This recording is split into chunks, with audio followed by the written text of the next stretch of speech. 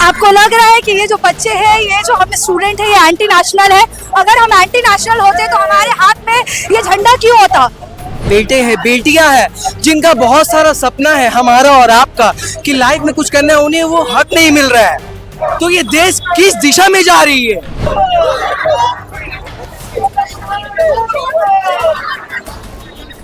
দেখুন পুরো সিস্টেমটা বরবাদ করে দিয়েছে এই বিজেপি। एंटी नेशनल तो आप है जिसने क्या किया स्टूडेंट पर लाठी चार्ज किया। इसके अलावा सिर्फ मेल नहीं बल्कि वहाँ पे फीमेल भी मौजूद थे, बच्चे भी मौजूद थे। आपने इस चीज का भी ख्याल नहीं किया कि छोटे बच्चे हैं या फिर फीमेल है। आपने फीमेल के कपड़े फाड़े। और एक चाय वाला कैसे देश चला सकता है? उसे बस ये पता है कि दूध में कितना पानी डालना है, दूध में कितना चायपत्ती डालना है, दूध में कितना चीनी डालना है। देखिए आज पीछे प्रोटेस्ट मार्च चल रहा है आलिया यूनिवर्सिटी के तरफ से। 2026 वोट के पहले भी हम लोग उन लोगों से बात किए, स्टूडेंट लोगों से बात की और जानने की कोशिश की क्या चल रहा था इंडिया में। ये जो रिलीजियन का बात ना तभी आलिया यूनिवर्सिटी स्टूडेंट्स को बोला। तो अभी देखिए ये देश का जो पीएम मोदी है उनका रेजिग्नेशन मांग रहा है। ये लोग इंडिया का फ्लैग है उन लोगों के साथ। धर्मेंद्र प्रधान का, एजुकेशन मिनिस्टर का भी रेजिग्नेशन मांग रहा है ये लोग। तो चलिए इन लोगों से बात करते हैं।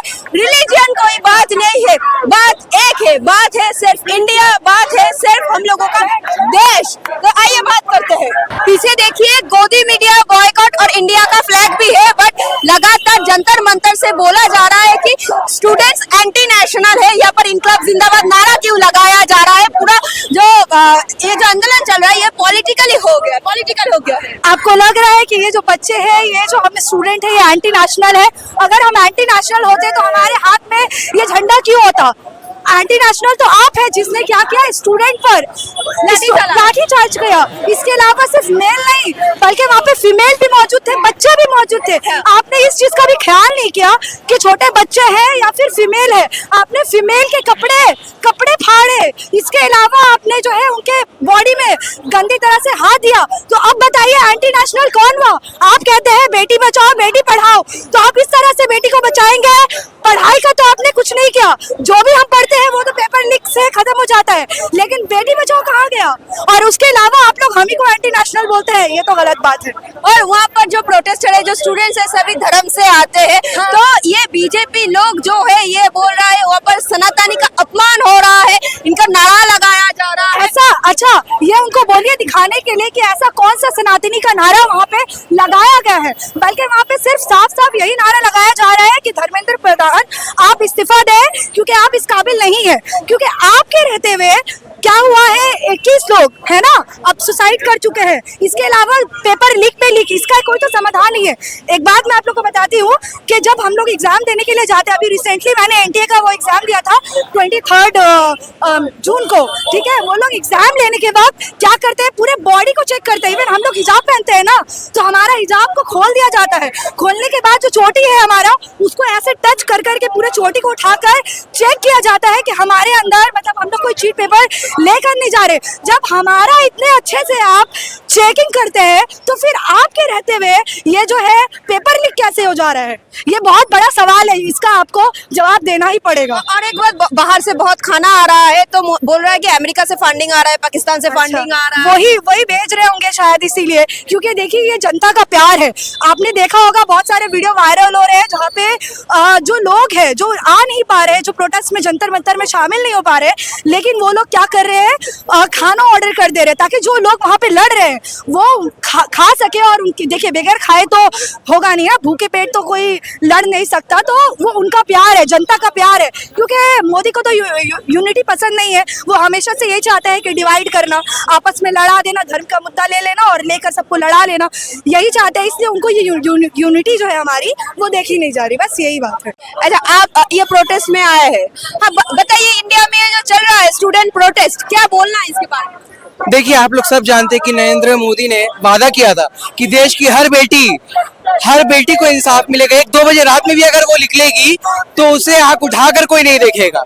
ये आप लोग भी जानते हैं और ये सारी जनता जानती है कि देश के नरेंद्र मोदी ने ये वादा किया था। तो आज देश के बेटे सेफ नहीं है, देश की बेटी को क्या वो सेफ रखेंगे? 1-2 बजे रात में उन्होंने वादा किया कि किसी ने उसे आग उठाकर देखने की जरूरत भी की अगर, तो उससे मोदी इंसाफ दिलवाएंगे। तो आज तो 1-2 बजे दिन में अगर वो अपने हक के लिए लड़ रहे हैं तो उन्हें उनके ही पुलिस से लाठी चार्ज की है, जो कि स्टूडेंट ने जो लाचार है, जो जिसके माँ के वो बेटे हैं, बेटियां हैं, जिनका बहुत सारा सपना है हमारा और आपका कि लाइफ में कुछ करना है, उन्हें वो हक नहीं मिल रहा है। तो ये देश किस दिशा में जा रही है, ये मुझे समझ नहीं आ रही है। तो आप लोगों के पास तो एक पावर है, वोट डालने का पावर। उन लोगों के पास सिस्टम का पावर है, तो आप लोगों के पास भी वोट डालने का पावर है। 29 में ये पावर का इस्तेमाल होगा। हम लोग अगर देश में राशन लेते हैं 5 किलो चावल, तो उसमें फिंगरप्रिंट लगते हैं। हम जिस जिस दिशा में जाते हैं वहां पे सब जगह फिंगरप्रिंट लगते हैं, आधार कार्ड में, सिम लेने में, हर चीज में। तो फिर वोट में क्यों नहीं फिंगरप्रिंट लिया जाता है? वोट में क्यों बटन डाला जाता है? ताकि वहां पे फ्रॉड हो, चोरी हो, वोट चोर, हर चीज चोर, जमीन चोर, हर चीज का चोर नरेंद्र मोदी है। उसका सब चम्मच भी है। वो सब दलाल जो एक बेटा गवा दे रहा है कि मेरे बाप मोदी के जो मतलब आदमी है वो बोल रहे हैं अपने बेटे को कि तेरा तो कुछ नहीं हुआ है ना, तो तू मत बोल। जो 30 बच्चे गए हैं वो समझेंगे, उनके माँ बाप समझेंगे। सीएमसी तो है, सीएम को आपका ये बांग्लादेश है, अपने खुद है बांग्लादेश, और दूसरा तो बोल रहा बांग्लादेश है। हाँ? इसको हटाना चाहिए, उनको हटाना चाहिए। मोदी तो भी यहाँ था सीएम। अरे एक चाय वाला कैसे देश चला सकता है? उसे बस ये पता है कि दूध में कितना पानी डालना है, दूध में कितना चायपत्ती डालना है, दूध में कितना चीनी डालना है। देश में क्या डालना है उसे कुछ नहीं पता। देश किस दिशा में अच्छे तरीके से जाएगी वो उसे कुछ नहीं पता है। वो एडुकेटेड है, चाय बेचने वाला कभी एक एडुकेटेड नहीं बन सकता है। हम लोग तो बस आप जो चोर आया है, चोर को हटाया जाए। तो बस आप लोगों से गुजारिश है, मैं कभी पॉलिटिक्स में आना भी नहीं चाहता था, मगर आज जो हो रहा है उसकी वजह से आंख बंद हम लोग नहीं कर सकते।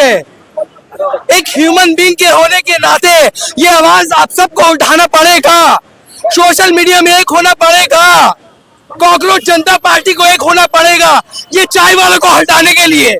पिछले दिन भी हम लोग देखे थे टीएमसी का जो रैली था, उसमें बीजेपी का हमला हुआ, आप लोग भी थे उस रैली में। पूरा देश का जो अपोजिशन है वो ये प्रोटेस्ट में आ रहा है। सिर्फ एजुकेशन मिनिस्टर की तरफ से कोई आंसर नहीं आ रहा है और एक रेजिग्नेशन भी नहीं दिया।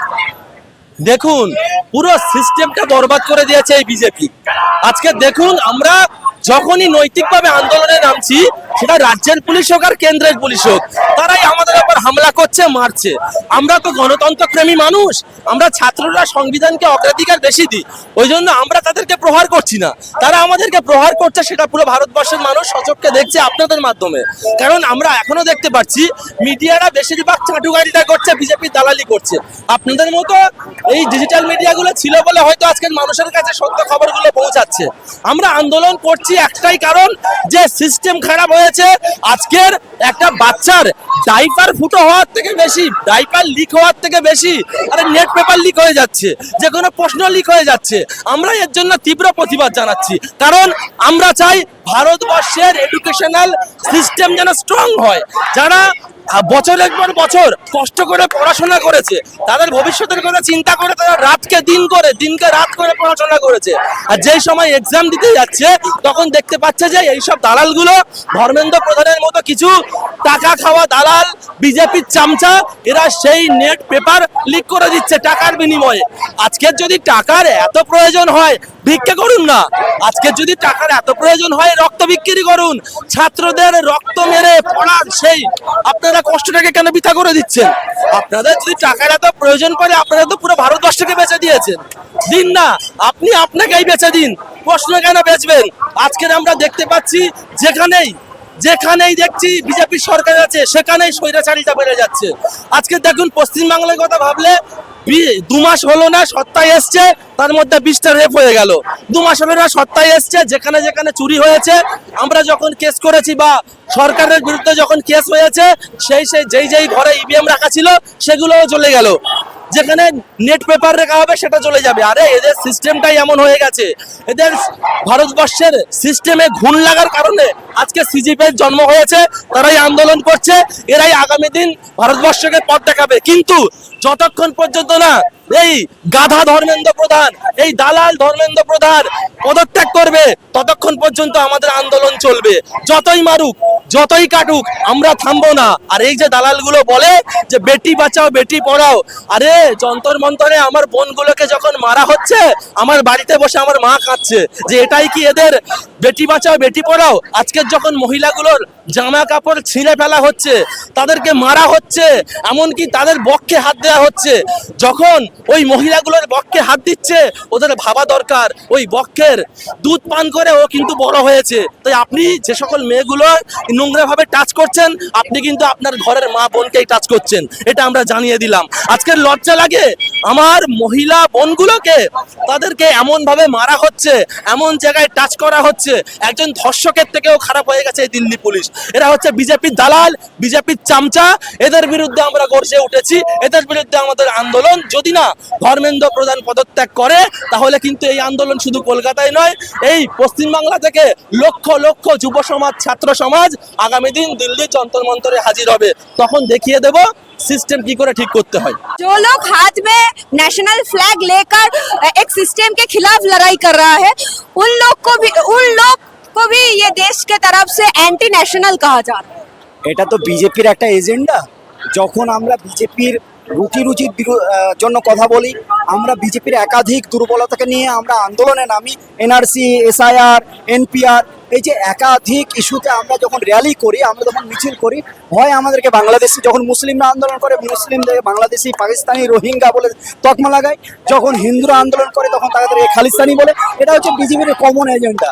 এই এজেন্ডার বিরুদ্ধে ভারতবাসী আজকে জাগ্রত হয়েছে, ছাত্র সমাজ আজকে লড়াইয়ে নেমেছে।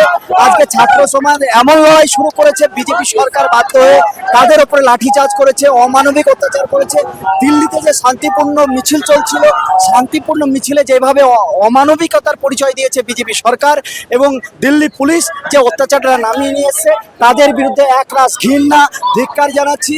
এবং কি কারণে তাদের উপরে আক্রমণ করা হলো তার কৈফিয়ত বিজেপি সরকারকে নিতে হবে। ধর্মেন্দ্র প্রধান একাধিক পেপার লিক, 152টি পেপার লিক করেছে। এই লিকের কারা এর সঙ্গে জড়িত আছে, তাদের বিরুদ্ধে অ্যাকশন নিয়ে মোদি, অমিত শাহ এবং ধর্মেন্দ্র প্রধান উভয়ের রিজাইন দেওয়া, মাস রিজাইন, উভয়ের রিজাইন দেওয়া দরকার। কারণ তাদের পদত্যাগ না হলে ভারতবর্ষ শান্তি ফিরবে না।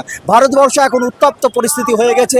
এই কারাপশনের বিরুদ্ধে সকল জাতিকে, সকল ভারতবাসীকে পথে নামা দরকার। और पूरा देश स्टूडेंट लोगों के पास है, बट कुछ परसेंटेज सिटीजन ऑफ इंडिया जो बोल रहा है ये आंदोलन देश के लिए ठीक नहीं है। देखिए, বিটিএস এর সময় যারা ছিল দালালি করেছিল, আজকেও তারা দালালি করছে। আমরা মনে করি দেশের কলকারখানা যারা বিক্রি করে খাচ্ছে, দেশের কর্পোরেটের হাতকে দেশকে যারা বিক্রি করে দিচ্ছে, তারা আজকে দেশের শাসন ব্যবস্থাতে বসেছে। এটা বন্ধ করতে হবে, না হলে পরে মানুষ আজকে দিনের পর দিন শেষ হয়ে যাবে। আমাদের পশ্চিমবঙ্গে বিগত দিনে যে ইলেকশন হয়ে গেছে, 91 লক্ষ মানুষকে নির্বাচনের বাইরে রেখে নির্বাচন হয়েছে। এই সরকার কখনো বৈধ হতে পারে? এই অবৈধ সরকার, সব কিছু অবৈধ নিয়ে চলছে। আজকে মানুষ দাবি করছে, সাধারণ মানুষ দাবি করছে যে কোনো রকমভাবে অন্যায় মেনে নেওয়া হবে না। যতক্ষণ পর্যন্ত ধর্মেন্দ্র প্রধান রিজাইন না দিচ্ছে, ততক্ষণ পর্যন্ত এই লড়াই চলবে, আর ওদেরও এজেন্ডা ওরা বাস্তবায়ন করবে। मोदी का रेजिग्नेशन मांग रहे हैं आप लोग। मतलब देश में जब जंतर मंतर में लड़ाई चल रहा है, ये लोग रिलीजियन का बात कर रहा है बीजेपी सरकार। ठीक है, बंगाली में ही बोल। অ্যাকচুয়ালি আমরা এসছি যে দিল্লিতে যে সিজেপি ওই ছাত্র ইউনিয়নের উপরে যত অত্যাচার করেছে, যাতে আমাদের প্রধানমন্ত্রী নরেন্দ্র মোদী এবং শিক্ষামন্ত্রী এই অত্যাচার যেন না করে, আমাদের যে দাবি সেই দাবি যেন সঠিকভাবে পূরণ করে, সেই জন্য আমরা আলিয়া ইউনিভার্সিটি থেকে নেমেছি। এবং দেশ বিরোধী বলা হচ্ছে ছাত্রদের। এরা দেখেন, মাইন্ড যে যেমন মাইন্ডে চলে তার সাথে সেরকম মানুষ সেইভাবেই চলে, বুঝতে পেরেছেন? উনি যদি নিকৃষ্ট হন তাহলে ওনার মাইন্ডও নিকৃষ্টভাবে হয়। উনি যদি ভালো মানুষ হন তাহলে ওরা মাইন্ডটাও ভালো মানুষের মতন হবে, বুঝতে পেরেছেন?